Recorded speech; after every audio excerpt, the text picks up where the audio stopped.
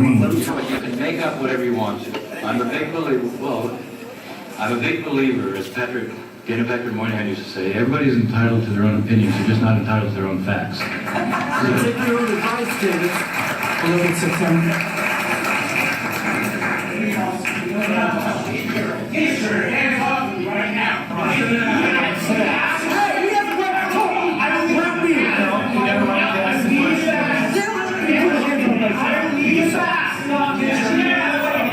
Take your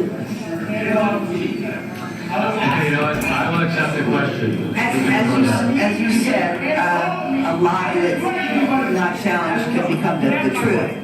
Is there anything, and what would it be, that Americans that are taxpayers can do to influence the United States at the United?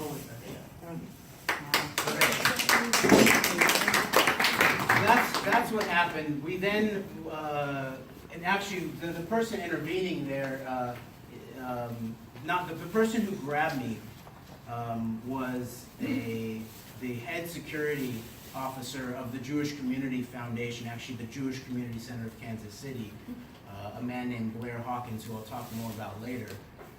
Then an off-duty Kansas City detective named Brent Parsons, who was the liaison from the Kansas City Police Department to the Department of Homeland Security's local fusion center, jumped in. At that point, the librarian who had helped organize the event, and we have the email showing how much effort the library had been put in not being paid to help make this event go well. A man named Stephen Woolfolk, who has since gotten awards from national library organizations. Even the children's author Lemony Snicket, I think his name is, has given Steve an award for his actions here. Steve intervened in a non-physical way to tell them that the rules of the venue that they were allowed to be in was that speech was allowed and that they were not to be, we can handle this without force, okay? So this, what happened after that the video gets cut off would be maybe a presentation for a day where we're not focused so much on the First Amendment, but focused more on the Fourth, Fifth, and Sixth Amendments. But needless to say, both Steve and I were arrested by off-duty police officers of the Kansas City Police Department who were being contracted with, apparently by both the Jewish Community Foundation and the Truman Library Institute that evening, and were only allowed into the library by the permission of the Kansas City Public Library and people like Stephen Woolfolk himself.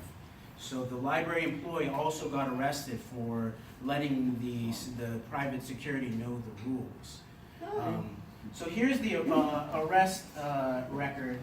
I was charged with trespassing and then resisting or interfering. I think it's maybe actually an obstruction charge of some sort. It shows that I'm not of Hispanic or Latino. I'm a Jewish Mexican, and actually you'll see that identity is intensely at play here and controversial, and there's a lot of denial of my identity. It says I'm angry. Later on, we'll see another report. I was angry at that point. At that point, I was angry. It's illegal now. Yeah, right. So I was. You can tell I was angry about being grabbed from behind by an unidentified man in a suit for engaging in very core political speech that we needed to be talking about. But as we'll talk about later, there was another off-duty. Actually a sergeant who searched us on the way in. He was in uniform. His report of these happenings is fairly accurate, and he reports that Greg and I, after I questioned about why he wanted to search us, that we were friendly and cooperative, I think his words were. So there's a disparity when you're treated with respect and then when you're treated with disrespect. Okay. So here's the question that I asked, and I just want to briefly talk about what the nature of my question was. It was when I found out about this event, I was researching Truman's history, and this was being done in anniversary of the founding of Israel, and Truman as the U.S. president who first recognized Israel.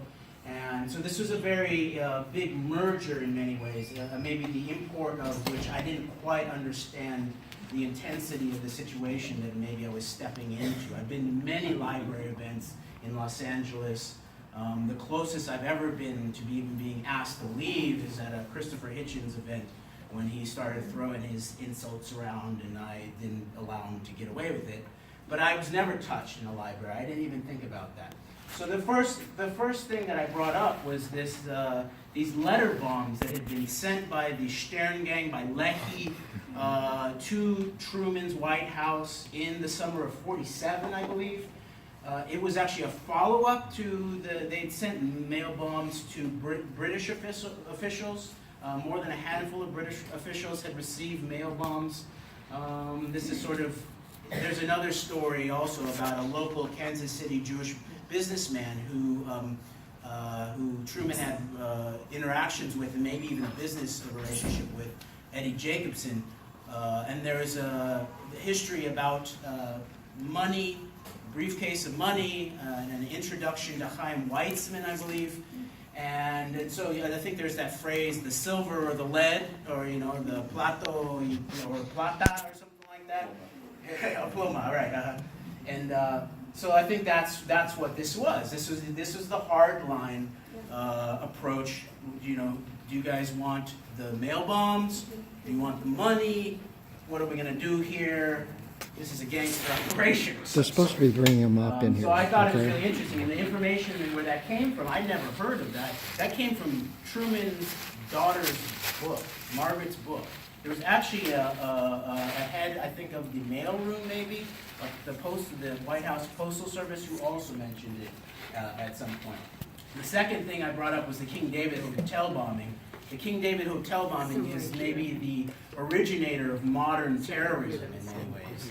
And people who were involved in that have actually bragged about it. They were not only the originators of terrorism in the Middle East, but they were the originators of terrorism in the world. Menachem Begin. Menachem Begin. Okay, thank you. And so the previous write-up of the Stern Gang letter bombs to Truman, I believe, is now the most extensive record that I've been able to find on the internet about that. So this incident's already generated some journalism and some research about that. That was Richard Silverstein's blog, Tikkun Olam. Okay, so then the Lavon affair. This is what I did not bring up, but is in the background and very resonant with what happened.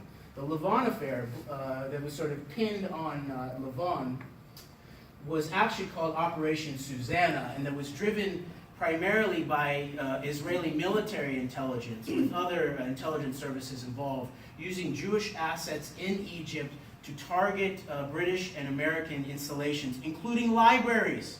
They're going to firebomb libraries and then blame it, and blame it on other people.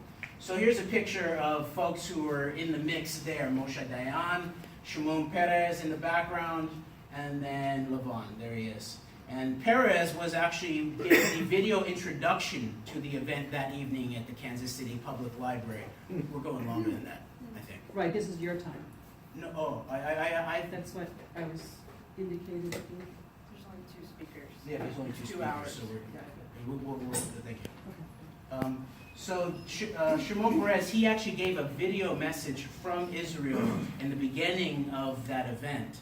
And he's a very important character, and if I'd sort of done a little more research before the event and known that he was going to be the video messenger, then I might have included some of the aspects of his involvement.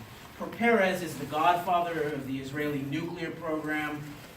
He was, I believe, he was the handler of Arnon Milchan, the Hollywood executive and Israeli nuclear intelligence agent of some sort, who produced the film JFK by Oliver Stone. Makes you wonder what was not in that film.